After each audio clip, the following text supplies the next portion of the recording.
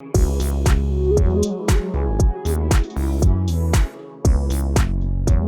taille de vos rêves doit dépasser votre capacité à les réaliser. Ce sont les propos d'Ellen Johnson-Sirleaf, qui fut la première femme élue au suffrage universel à la tête d'un État africain. C'était le 23 novembre 2005 et co-récipiendaire du prix Nobel de la paix 2011. En effet, le 8 mars a été consacré la Journée internationale pour la lutte des droits des femmes, ou Journée internationale des droits des femmes. Officialisée par les Nations Unies en 1977, elle tire son origine des luttes des ouvrières ou des suffragettes menées au début du XXe siècle pour une amélioration des conditions de travail et le droit de vote. Ainsi, il était important, à mes yeux, en cette journée internationale, d'avoir le point de vue de celle qui est une femme engagée, militante de combat, et qui, durant des années, sensibilise l'opinion belge et internationale sur la situation des violences sexuelles et sexistes vécues par les femmes à l'est de la République du Congo, pour ne pas la citer, Madi Tchembe. Bonjour Madi Tchembe. Bonjour Yves, bonjour à tous les auditeurs. Que représente pour vous la Journée internationale des droits des femmes ?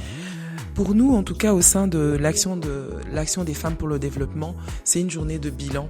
C'est une journée qui nous permet de pouvoir dire au monde qu'il se passe des horreurs en République démocratique du Congo, de faire le bilan de la situation des droits des femmes, leur situation en zone de conflit, mais aussi l'impact que ces conflits ont sur le corps des femmes, sur les enfants et sur la nation tout entière. Parce qu'il faut rappeler que les femmes congolaises sont les premières pourvoyeurs de tout notre tissu socio-économique. Et donc s'attaquer à ces femmes, s'attaquer à leur intégrité physique et morale, tel que cela se passe maintenant en République démocratique du Congo, c'est vraiment détruire notre développement, stopper notre avancée. Et c'est pourquoi nous, chaque 8 mars, nous tenons à rappeler ce fait et rappeler aussi que la plupart des femmes qui sont impactées par cette guerre, qui sont touchées dans leur intégrité, comme j'ai dit tout à l'heure, ce sont principalement les femmes rurales.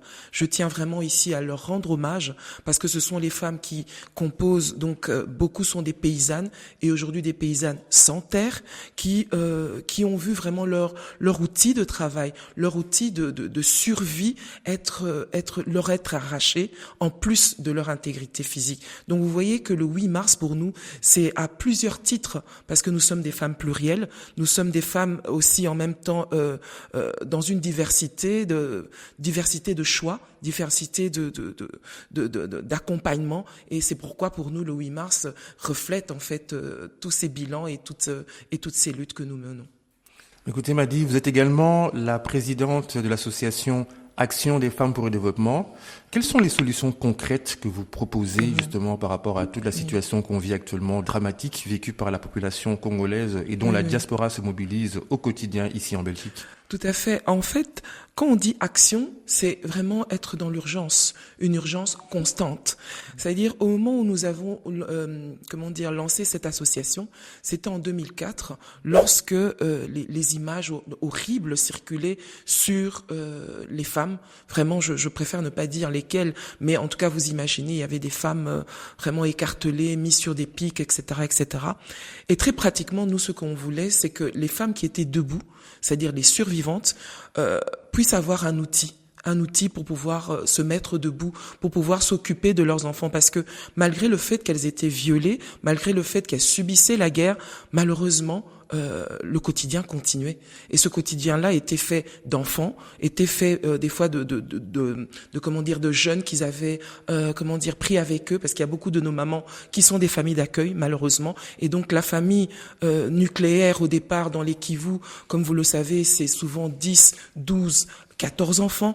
Et lorsque vous fouillez, alors vous prenez avec vous aussi d'autres. Et c'est comme ça que très pratiquement, nous avons soutenu d'abord les mamans dans leur besoin d'être debout, de s'alimenter, d'avoir un champ, etc.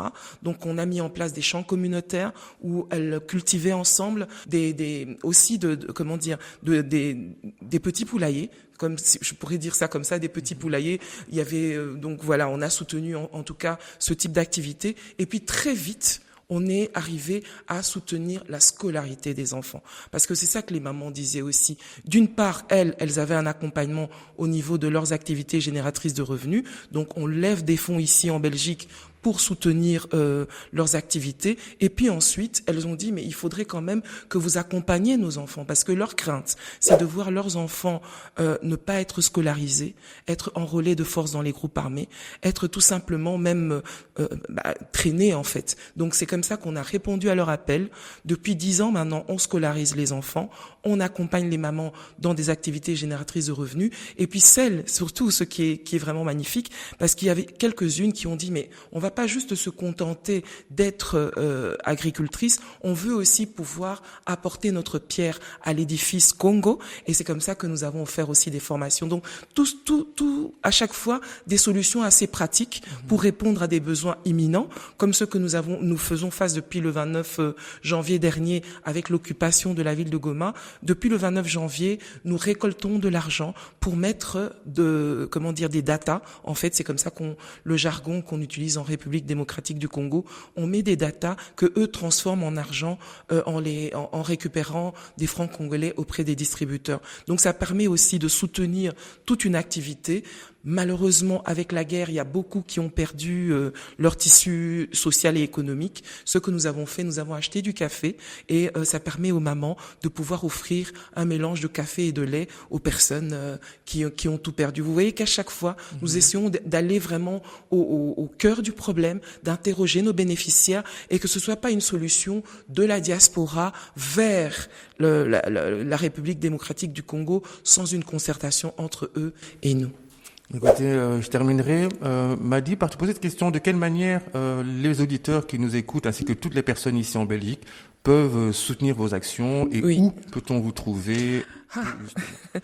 En fait, je dirais que c'est facile et difficile en même temps. C'est facile parce que, surtout pour les jeunes, ils sont présents sur Instagram. Nous sommes présents sur Instagram, sur TikTok, pas encore sur d'autres réseaux plus jeunes, mais en tout cas Instagram et TikTok. Nous avons notre page Action des femmes pour le développement, AFED en sigle. On sait nous trouver très facilement. Nous sommes aussi présents sur WhatsApp. Alors à ce moment-là, on compose le 0484 04 23 02 et nous avons une chaîne à laquelle les personnes peuvent s'abonner et pouvoir trouver justement cette campagne où nous récoltons des fonds, donc un minimum de 5 €. Lorsque nous les transformons là-bas en argent, ça permet à une famille de pouvoir avoir ne fût-ce qu'une mesure de haricots. Voilà un peu ce que nous faisons. Écoute, Madi, un grand merci à toi. Je terminerai par ce proverbe africain qui dit très bien « Seul, on va très vite, mais ensemble, on va toujours très loin ».